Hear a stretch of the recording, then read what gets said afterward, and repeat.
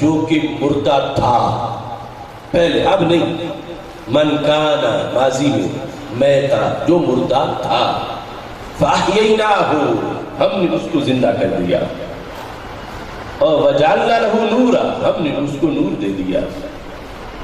یہ قرآن نے کسے کہا کہ وہ پہلے مردہ تھا اب زندہ ہم نے کیا؟ وہ پہلے کیوں مردہ تھا اب کیسے زندہ ہوا؟ تھارے توجہ سے سننا یہ بات، اللہ کا قرآن ہے، نہ کوئی ایک بہانہ کر سکتا ہے کہ سند کمزور ہے، نہ یہ کہہ سکتا ہے کہ مفتی صاحب کا فتویٰ ہے، کوئی اللہ کا تو فرمان نہیں، یہ تو رب کا فرمان ہے۔ یہ آیت نازل ہوئی تھی حضرت امیر حمزہ رضی اللہ تعالی عنہ کی شان میں، جب انہوں نے کلمہ پڑھا تھا۔ چونکہ جاہلیت میں ان کی دوستی تھی ابو جہل سے، پکے دوست تھے، اور پھر سرکار کے ناموس پہ اختلاف ہو گیا۔ جس وقت تک کلمہ انہوں نے نہیں پڑھا تھا، قرآن ان کی زندگی مان ہی نہیں رہا، قرآن انہیں مردہ کہہ رہا، حالانکہ وہ چلتے تھے، پھرتے تھے، کھاتے پیتے تھے، قرآن کہتا مردہ تھے۔ تو زندہ کب ہوئے؟ جب انہوں نے کلمہ پڑھا۔ تو پھر اس وقت ہم فخر سے شکر ادا کرتے ہوئے رب کا کہہ سکتے ہیں کہ مسلمانوں کے سوا سارے جتنے ہیں انسان سب مردہ ہے، زندہ ہے تو بندہ مومن زندہ ہے، چونکہ قرآن کہہ رہا ہے جس نے کلمہ نہیں پڑھا وہ مردہ ہے، اگرچہ چل پھر رہا ہے وہ مردہ ہے، زندہ ہے تو مومن زندہ ہے۔ اب اس کی تشریحات بہت زیادہ ہے، لیکن جس موضوع کو میں بیان کر رہا ہوں، جب روح نکلتی ہے تو پھر خاتمہ کس کا ہوتا ہے؟ کلمے والی زندگی کا تو خاتمہ ہی نہیں ہوتا، اس زندگی کا خاتمہ ہوتا ہے جو ہماری اور حیوانوں کی مشترکہ تھی۔ جو زندگی حضرت امیر حمزہ کو کلمہ پڑھنے سے ملی وہ سانس رکنے سے ختم نہیں ہوتی، جو سانس والی زندگی تھی وہ ہماری اور حیوانوں کی اور کافروں کی مشترکہ ہے۔ لہذا جب بندہ مومن فوت ہوا تو زندگی وہ ختم ہوئی جو حیوانوں کی ہماری مشترکہ تھی، لیکن جو زندگی کلمہ پڑھنے سے ملی ہے وہ تو پھر بھی باقی رہی، اور یہ زندگی پھر ولیوں کی بہت تیز ہوتی ہے اور اس کی بہت زیادہ اثرات ہوتے ہیں، اور عام مومن بھی اس زندگی میں قبر کے اندر ایسا زندہ ہوتا کہ آج جو لوگ کہتے ہیں کہ یہ ادھر کھڑی مورتی کو پوج رہے ہیں اور یہ سنی لیٹی مورتی کو پوج رہے ہیں، تو میں کہتا ہوں جو قبر والے کو لیٹی ہوئی مورتی کہے، بت کہے، اس نے دین پڑھا تو کیا سونگا بھی نہیں ہے۔ ہماری شریعت میں تو عالم فاضل غوث قطب ولی ابدال ان کا مقام تو بڑا اونچا ہے، ایک عام مومن جو ہے اس کی قبر کے بارے میں جو سرکار کی حدیث ہے، قبر کے احوال کے بارے میں، اور یہ بات ٹیکنالوجی نہیں بیان کر سکتی، وہ تو قبر تو پردہ پڑ جاتا ہے، چارپائی پہ بندہ لیٹا ہوگا، اس وقت بھی اس کی کچھ حالتیں ہوتی ہیں ہمیں پتہ نہیں ہوتا۔ بخاری کی حدیث شریف ہے، سرکار فرماتے ہیں ان کانت صالحۃ فقالت قدمونی، اگر نیک ہو تو کہتا جلدی لے چلو جلدی لے چلو، اگر وہ نفس و میت مردہ ہے تو این تذهبون بها، کہاں لے جا رہے ہو کہاں لے جا رہے ہو؟ اتنی اس کی دردناک آواز ہوتی ہے، یسمع صوتها کل شیء، سرکار فرماتے ہیں اس کی آواز تو ہر شے سنتی ہے الا الانسان، انسان نہیں سنتا۔ جس گھر میں مرگ ہو گئی ہے، پاس بکری کھڑی ہے، بکری سن رہی ہے، گدھا بھی سن رہا، بندہ نہیں سن رہا، کیوں؟ فرمایا لو سامعہ لصائقہ، اگر یہ سنے گا تو بے ہوش ہو کے گر پڑے گا، برداشت نہیں کر سکے گا۔ وہ این تذهبون بها والی آواز تو مزید اس کی بڑا چیختا چلاتا ہے کہاں لے جا رہے ہو کہاں لے جا رہے ہو، اور جو قدمونی والی ہے وہ بھی بعد الوفات کوئی بول پڑے تو ہر کسی کا برداشت کرنا یہ بہت مشکل ہے۔ فرمایا ادھر پردہ ڈال دیا گیا ہے، تو جب چارپائی پہ لیٹا ہوا پردے میں ہے، حالانکہ وہ بول بھی رہا ہے، تو جب قبر میں پہنچ جائے تو پھر ہماری ٹیکنالوجی کیا کیسے دیکھ سکے؟ یہ ہے نگاہ نبوت. سرکار نے دیکھا ہے، اور دیکھا اس لیے ہے ہم مرتے قبر میں جاتے پھر پتہ چلتا کیا ہوتا ہے اور پھر کچھ نہ کر پاتے. سرکار نے پہلے بتا دیا تاکہ زندگی میں تیاری کرو، تمہارے لیے آسانی ہو. یہ نظام رحمت ہے میرے نبی علیہ الصلوۃ والسلام کا. تو وہ حدیث ابن قیم نے کتاب الروح کے اندر اس کا ذکر کیا ہے. کتاب الروح کے اندر سرکار دو عالم صلی اللہ علیہ وسلم کا یہ فرمان ہے، جس وقت تم کسی کو دفن کرتے ہو تو دفن کرنے کے بعد فَلْيَقُمْ أَحَدُكُمْ عَلَىٰ رَأْسِ قَبْرِهِ، ایک بندہ قبر کے سرانے کھڑا ہو جائے. یہ دین سرکار نے صرف اہل مدینہ کو نہیں دیا، پوری امت کو دیا. صرف پہلی صدی والوں کو نہیں دیا، قیامت تک کے مسلمانوں کو دیا. یہ کام کرنے کا حکم جیسے صحابہ کو تھا ایسے ہمیں بھی ہے. فرمایا جب قبر تیار ہو جائے تو ایک بندے کو کھڑا کرو سرانے کے پاس. وہ کیا کرے؟ سرکار فرماتے ہیں وہ قبر والے کو بلائے. کس طرح؟ یا کے ساتھ. کیسے؟ اس کا نام لے اور اس کی امی کا نام لے. یا فلان ابن فلانتا، اے فلان فلان عورت کے بیٹے. چونکہ ماؤں کا پیار روحوں میں بہت زیادہ ہوتا تو سرکار نے ماں کی شرط لگائی کہ اس کا نام لے کے ساتھ باپ کا نام نہیں لینا، ساتھ اس کی ماں کا نام لینا. یا سے اس کو بلانا دفن کرنے کے بعد. میرا آقا علیہ السلام فرماتے ہیں یسمع ولا یجیب، جب پہلی بار بلاؤ گے تو سن لے گا مگر جواب نہیں دے گا. دوبارہ اس کو بلاؤ. جب دوبارہ بلاؤ گے فرمایا یستوی جالسا، قبر میں سیدھا اٹھ کے بیٹھ جائے. تیسری بار کہو یا فلان ابن فلانتا، اے فلان فلان عورت کے بیٹے. میرا آقا علیہ السلام فرماتے ہیں اب وہ آگے سے گفتگو کرے گا. ارشدنی رحمک اللہ، خدا تجھ پہ رحم کرے، بتا تو مجھے کیا بتانا چاہتا ہے. لوگ کہتے ہیں قبر والے کچھ دے نہیں سکتے. سرکار فرماتے ہیں وہ تو دعائیں دیتے، ان کی اسلوب تو کرو دعاؤں والا ان سے. وہ کہتے ہیں ارشدنی رحمک اللہ، میری قبر کے پاس کھڑے ہو کر مجھے بلانے والے اب بول آگے کیا بتانا چاہتا ہے مجھے. جس طرح کوئی صرف بلا رہا ہو آگے کچھ نہ کہے تو اگلا کہتا ہے بولو بتانا کیا چاہتے ہو. وہ کہتے ہیں ارشدنی، مجھے رہنمائی کرو، کیا مجھے بتانا چاہتے ہو. تو میرے آقا علیہ السلام فرماتے ہیں اب تم اس سے گفتگو کرو، اسے یوں کہو. اب جملہ عربی کا ہے کیا؟ اذکر ما خرجت علیہ من الدنیا شہادت ان لا الہ الا اللہ وان محمد رسول اللہ صلی اللہ علیہ وسلم. اب اس کو بلا کر جو بات کرنی ہے اس سے، وہ بات عربی میں. اب میں نے وہ بات آپ کے سامنے اب بیان کر دی ہے جو باہر والے نے کھڑے ہو کے قبر والے کو کہنا ہوتا ہے. میں نے آپ سے کہا ہے. آپ میں سے جو عربی نہیں جانتے انہیں کوئی پتہ نہیں چلا کہ میں نے کیا کہا ہے تجھ کو کہ بلا کے کہ یوں کرو. کیا اس کو ما خرجت علیہ من الدنیا.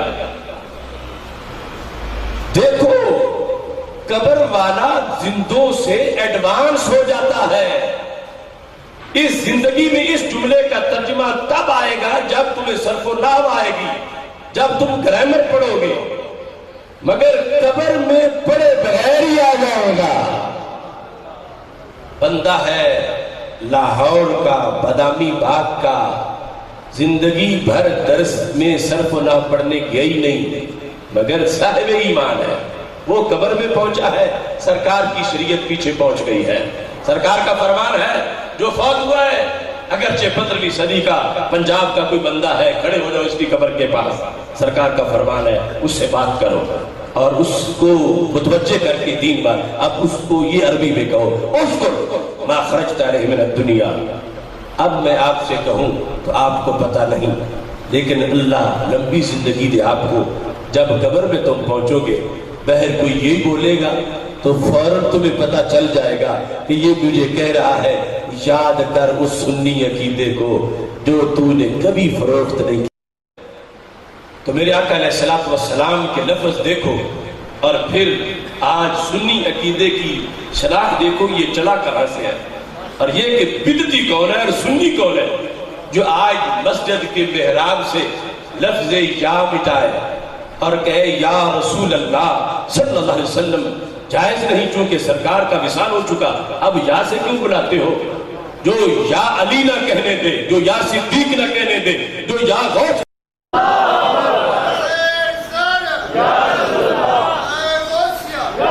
اب یہاں تک جب حدیث پہنچی تو صحابہ کرام رضی اللہ تعالیٰ عنہ نے ایک سوال کیا. ابھی اس کی سند کے بارے میں بھی میں بات کرتا ہوں تاکہ کسی کو شک نہ رہے. صحابہ نے سوال کیا، سوال یہ نہیں کیا جو آج کے کچھ جعلی توحید پرست یا والے مسئلے میں جھگڑا کرتے ہیں، اگر اس میں کوئی گڑبڑ ہوتی تو صحابہ عرض کرتے یا رسول اللہ صلی اللہ علیہ وسلم ریلیف تو ضرور قبر میں میت کو یوں پہنچتا ہے، مگر یا کے ساتھ بلائیں یہ کیسے ہو سکتا؟ غیر اللہ کو یا کے ساتھ بلائیں بعد از وفات، اس کے بارے میں صحابہ نے کوئی سوال نہیں کیا، انہیں الجھن نہیں تھی. یہ الجھنے بنانے والے بعد میں پیدا ہوئے. صحابہ کا سوال اور تھا اور وہ نہ کرتے آج ہمارے پاس جواب نہیں تھا. صحابہ نے سوال کر دیا یا رسول اللہ صلی اللہ علیہ وسلم آپ نے یہ فرمایا ہے اس کو آواز دینی ہے، ساتھ اس کی امی کا نام لینا ہے، تو امی کا نام اگر نہ آئے تو پھر کیا کریں؟ آپ نے مشروط کیا ہے اس کا نام لے کر ساتھ اس کی امی کا نام لینا ہے، اگر امی کا نام نہ آئے تو پھر ہم کیا کریں؟ اس میں کئی صورتیں ہو سکتی تھی. سرکار فرماتے مثال کے طور پر چپ کر دو پھر کچھ نہ کرو، یہ فرماتے باپ کا نام لے لو، یا یہ فرماتے کہ اب تم چلے جاؤ اس کے گھر جا کے پوچھ کے آؤ، 2 دن بعد آ کے یہ بات کر لو، 1 ہفتہ بعد. کیونکہ باپ کا نام مشہور ہوتا ہے، امی کا نام تو پردے میں ہوتا ہے، تھوڑے سے رشتہ داروں کو پتا ہوتا ہے. فرمایا نام امی کا لینا ہے. صحابہ نے کہا امی کا نام نہ ہے تو پھر کیا کرنا ہے؟ سرکار نے یہ نہیں فرمایا کہ 10 دن بعد کر لو یا نہ کرو. میرے آقا علیہ السلام نے فرمایا ینسبہ الی امہ حوا، کام ضرور کرنا ہے. ادھر وقت ہے امتحان کا، اگر تم گھر پوچھنے چلے گئے اور پیچھے فرشتوں نے اس کو کمرہ امتحان میں بٹھا دیا تو پھر تو دیر ہو جائے گی. اگر امی کا نام نہیں آتا تو کوئی بات نہیں، ینسبہ الی امہ حوا، بڑی امی کا نام تو سب کو آتا ہے، اس کو حوا کا بیٹا کہہ کے پکارو پھر بھی قبر میں بولنا شروع ہو جائے گا.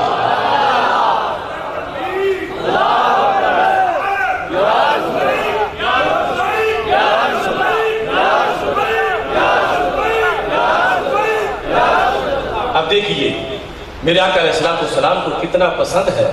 سرکار کو یہ پسند ہے کہ ناگا نہیں ہونا چاہیے، یہ فوراً کام ہونا چاہیے کہ میری امتی کا یہ پہلا مرحلہ ہے، اس میں کامیاب ہو گیا تو سارے مراحل میں کامیاب ہوگا. اس کے لیے سرکار نے طریقہ بتا دیا کہ بحر والے اندر رابطہ کریں. یہ دین محمدی کی شعائیں ہیں کہ 1000 کلومیٹر کے فاصلے سمٹ جاتے ہیں. بحر والے نے یا کہہ کے بلایا، اندر والا جاگ گیا. بحر والے نے پڑھا، اندر والا پڑھنا شروع ہو گیا. اگر بت ہوتا تو کچھ بھی نہ ہوتا، اگر بت ہوتا تو بلانے والا مشرک ہو جاتا. یہ سب کچھ ہوا.